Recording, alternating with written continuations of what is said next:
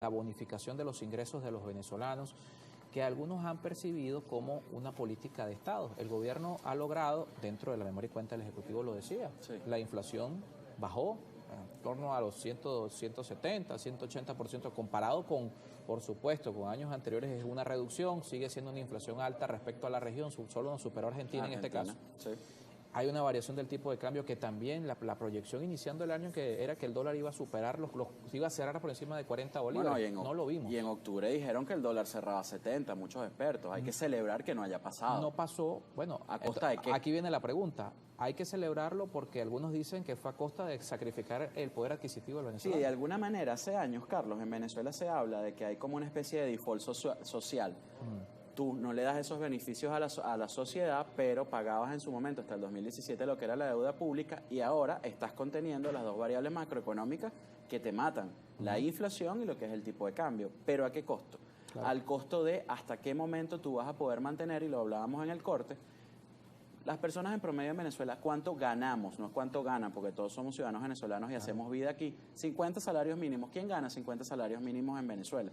Y ese es el equivalente más o menos a la cesta básica alimentaria en Venezuela. Entonces, al final de esta historia, todo recae en que tenemos que tener una economía altamente productiva. Más allá del discurso, más allá de las buenas intenciones, más allá de que las políticas públicas, el encaje legal, la restricción de...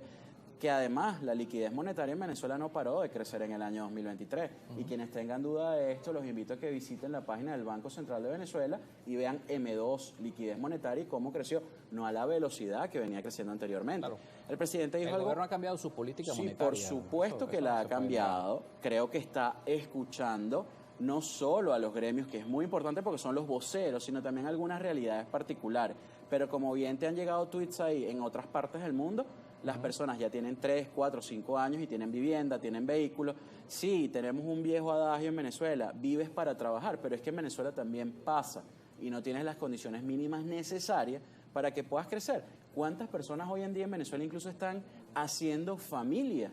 ¿Por qué? Porque no la puedes mantener, es una realidad social, es una realidad macro. Entonces, bien. ¿Quién puede comprar una casa en un país donde no hay crédito? Mira, nosotros somos más o menos del mismo rango de edad. ¿Podemos comprar una vivienda en este momento? Yo sin pena lo digo, no, yo particularmente.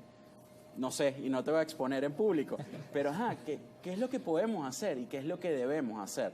Ayer lo conversaba con esta persona que vino de Chile, un familiar, y le decía, yo creo que la sociedad venezolana, más allá de la queja, que ya nos acostumbramos a ser quejones, tenemos que ir a la proposición. Y fíjate tú cuántas protestas hubo el año pasado y ya iniciando este año por temas de salario. O sea, todo recae en exactamente lo mismo y hay una inestabilidad y una inequidad aún indiscutible, indudable e innegable sobre el tema del salario. Todos trabajamos para y por eso. Hay un quiebre importante en la sociedad venezolana respecto a eso que conversábamos, que la percepción o la filosofía de vida era trabajar para lograr esas prestaciones, para lograr una estabilidad futuro. Hoy el venezolano busca dinero al momento, el venezolano dejó de esperar y de pensar, de proyectarse en el tiempo. Eso nos llevó a que en Venezuela el tema del emprendimiento creciera muchísimo. Pero el emprendimiento se está encontrando con una serie de barreras también que en ese mismo orden de dinamizar la economía no solo la vive el emprendedor, la vive también el sector privado. La vivimos en todo, digamos que toda esa rueda o todo ese círculo virtuoso que debe ser la economía, porque el emprendedor es el que tiene una idea y cuando ya la lleva a cabo pasa a ser empresario, no importa el tamaño de su empresa. Y eso lo vivimos durante el COVID en Venezuela. Pareciera mentira, yo lo venía pensando en el carro, ya han pasado 5 años, muy rápido, y ya casi que estamos en carnavales en este 2024, pero en el 2019 tuvimos un apagón y ahí como que tuvimos un corte, y allí comenzaron grandes emprendimientos. En el 2020 con el COVID, sin lugar a dudas, comenzaron grandes emprendimientos, pero tú tienes un tope, porque cuando el emprendimiento tiene que formalizarse, consigue costos, consigue gastos, consigue taquillas únicas donde tiene que registrarse. Y algo muy importante que no lo habíamos abordado y siempre lo ha abordado Ignacio Guarino, el financiamiento. La banca, importantísima, necesaria para el desarrollo de cualquier economía en cualquier país, pero la banca financia capital de trabajo, corto plazo, hasta 1 año. Y el resto para tú ir creciendo. ¿Dónde está el financiamiento fresco en Venezuela? El mercado de valores, y siempre lo mencionaré hasta que me escuchen y me inviten en estos programas. Se está dando un cambio de junta directiva la próxima semana en la Bolsa de Valores de Caracas, que está de aniversario y ya estuvo en estos días.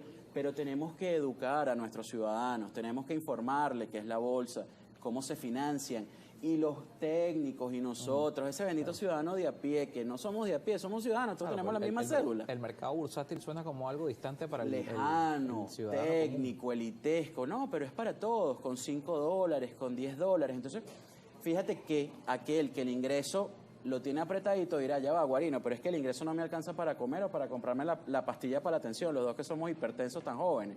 Sí, pero tú puedes ir... El caso aquí está publicando mi vida hoy. Carlos es buen amigo. Y para que lo entiendan también, que somos humanos, porque tenemos que mostrarnos como tal, Carlos. Pero el tema está en, si yo dejo de tomarme 3 cafecitos, no te pongas rojo, 3 cafecitos en la calle y me tomo 2 y ese lo sacrifico y me compro una acción. Claro. Y empiezo a pensar en mi chamo cuando entre en la universidad, que el tiempo está pasando muy rápido. Entonces, yo creo que tenemos que ir hablando de esto y que se conviertan en políticas de Estado. Vamos a revisar la participación de los audiencia. Se nos ha acabado el tiempo, lamentablemente. Respuestas cortas porque hay varios comentarios para José Ignacio Guarino.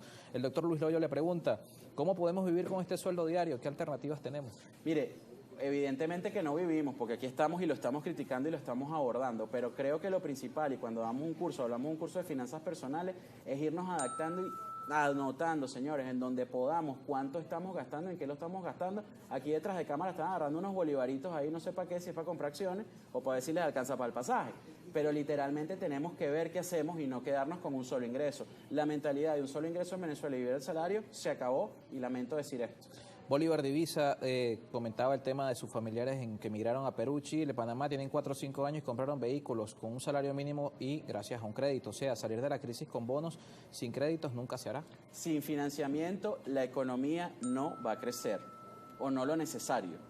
José Gregorio Zamora, saludos. ¿Cree el invitado que el alza de los precios en algunos productos venezolanos tenga que ver con esto, que la empresa privada paga hasta más de $100 mensuales? Mira, pero es que la empresa privada no traslada hasta donde puede, porque tenemos leyes todavía, aunque no las están de alguna manera llevando a lo extremo. Tenemos leyes de precios y costos justos, tampoco es que todo se lo puedes trasladar a la estructura de costos. Los empresarios están asumiendo un reto y han venido asumiendo un reto importante en Venezuela. Es producto todavía, Carlos, de esas asimetrías económicas que tenemos y todavía de ese modelo que no termina de desarrollarse con algunos controles que tenemos esto. Tasas de interés todavía controladas, no olvidemos eso.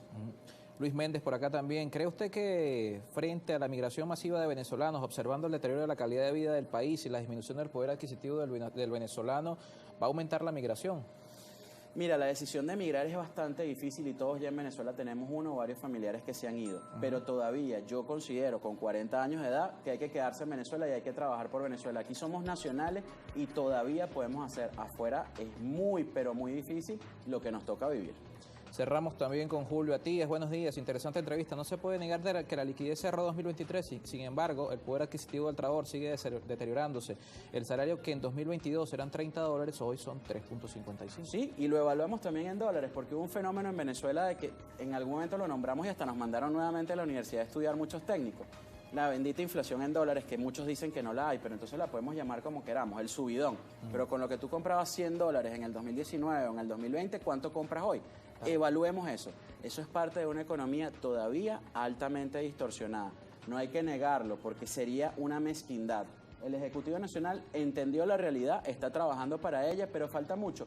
Y no solo es con el Ejecutivo Nacional, es con todos los actores económicamente activos.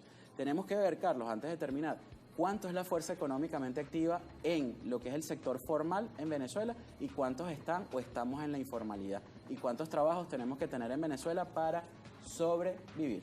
Por aquí Mayra decía, ¿qué pasa con las personas de la tercera edad, los pensionados, que no son ciudadanos de este país? Hay un temazo con eso, incluso hubo una investigación de una agencia de noticias internacionales, personas pensionadas y personas jubiladas regresando al mercado laboral, como vigilantes, como cuidadores, como aseadores.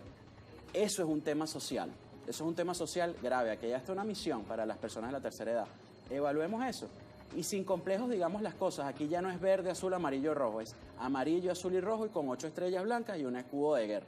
Y para eso estamos aquí, para proponer que no nos vean como adversarios, que nos vean como proponentes ante una realidad que nos afecta a todos. Claro. Carlos, gracias por acompañarnos esta mañana. Disculpa que te dejé en la calle. José Ignacio Guarino con nosotros.